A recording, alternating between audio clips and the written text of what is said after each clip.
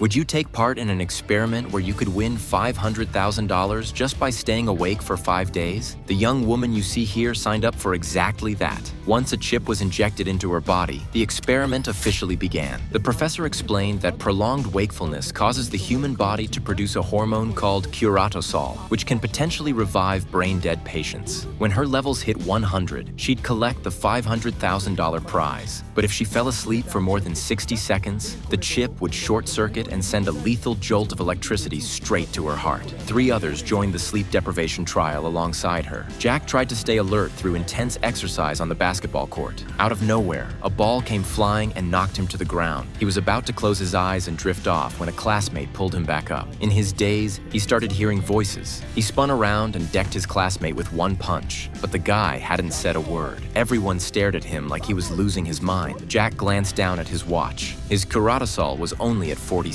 He'd need to hit 100 to get paid. Amy wasn't doing much better. Her levels sat at just 35%. Every little sound seemed amplified to an unbearable degree. Even her sister practicing piano drove her up the wall. The two ended up in a nasty argument. By the time she got to school, she was so exhausted she could have fallen asleep standing up. During anatomy class, she hallucinated that the cadaver on the table was her grandmother. With just 1 day left, none of them had reached the target. The 4 regrouped, and Jack had the highest reading. Amy figured it had something to do with all his physical activity, so they threw themselves into a wild party to keep their adrenaline pumping. But once the high wore off, the exhaustion hit even harder. To make it through the 4th night, they mixed stimulants into their drinks, squeezed in some lemon, and knocked them back. That kicked off round 2 of the party, and their curatosol levels shot up fast. But the side effects were brutal. Bella was the first to crack. She kept sensing someone following her.